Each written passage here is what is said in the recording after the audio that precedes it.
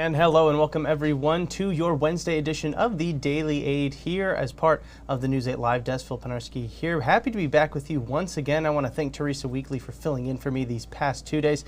A busy day for you as always today. Let's get into your first of 8 stories, and this first one takes us to Vicksburg.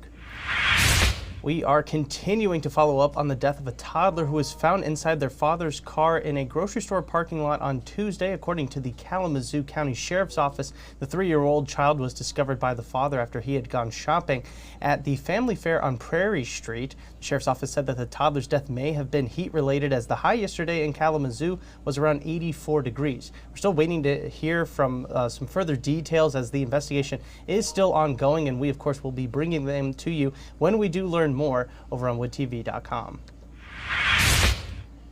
And happening today, J.D. Vance, the Republican vice presidential nominee, will be making a campaign stop in Kent County. This is the 3rd stop for the Ohio senator since he was first named the running mate of former President Donald Trump. He was in Shelby Township last week and also spoke at Van Andel Arena following the Republican National Convention last month. We said it a few weeks ago, but this is about to become the norm here in Michigan, as the state is once again a key swing state for the November election. We will be streaming Vance's remarks starting around 2 p.m. this afternoon when he does arrive on woodtv.com. And we have a few traffic-related stories for you now, as we had 2 crashes in the span of just a few hours on both I-96 and US 131 that led to some traffic. The crash on 96 happened near Walker Avenue around 10:45 last night. A semi-truck actually overturned and spilled sawdust all over the road. And on 131, a crash happened just around 6:20 a.m. this morning. Right around exit 49, as I mentioned, about 6:20 this morning, and all the southbound lanes were actually closed off from it. Thankfully, though, we have not gotten any reports of any injuries in either of the crashes at this time.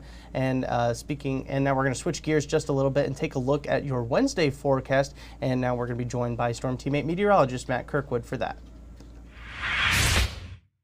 Well, I don't want to say it, but this is the last day of the really nice weather. Mid-80s out there, low humidity, gentle wind thanks to an area of high pressure and control over weather. Off to the west, it's going to give way to an area of low pressure, and you can see the clouds and the storms moving through the central plains. That will bring our chance of showers and thunderstorms in the area tomorrow. So today, beautiful, 80 degrees, mostly sunny conditions by noon, mid-80s for daytime high. Sunset, 8:45, and by sunset, we'll likely see some high-level clouds kind of moving in.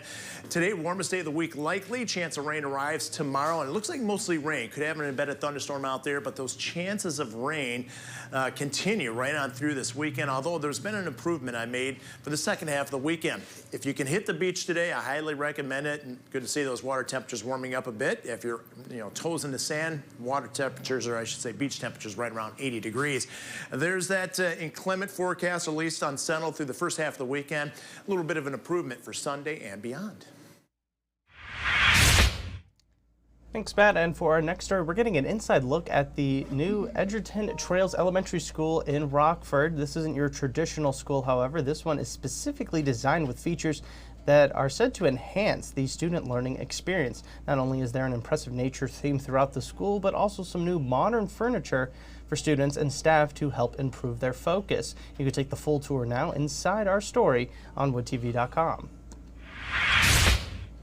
And we have some exciting news for those planning on going to this year's Grand Rapids ComicCon. Actor Danny Trejo will be there as a special guest. He's one of the most familiar faces in movies and TV shows. He's been in films like Spy Kids and TV shows like Breaking Bad and Sons of Anarchy. Details on his exact role with the convention has yet to be announced, but organizers are thrilled that he will be there, and so are we. Comic-Con is set for November 15th at DeVos Place.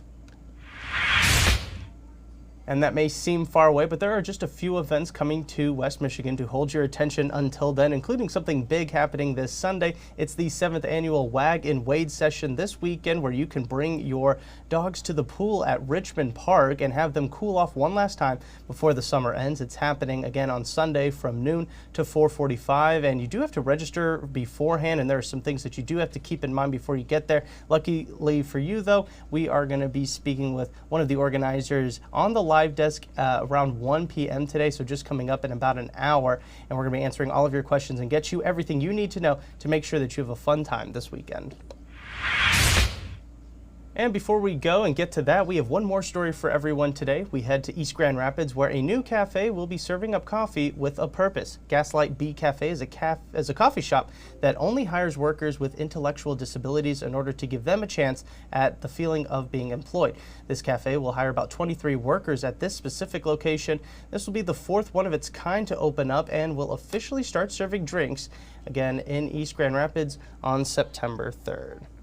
I really do love that story, and you can find more on that cafe as well as all of the other stories mentioned in today's edition of the Daily 8 simply by heading on over to our website, woodtv.com. That is going to do it for us today for this edition of the Daily 8 here on the News 8 Live Desk. But don't worry, we'll be back again tomorrow with 8 more stories for your Thursday. I want to thank everybody so much for tuning in once again. I'm Phil Penarski, and we hope you have a great rest of your day.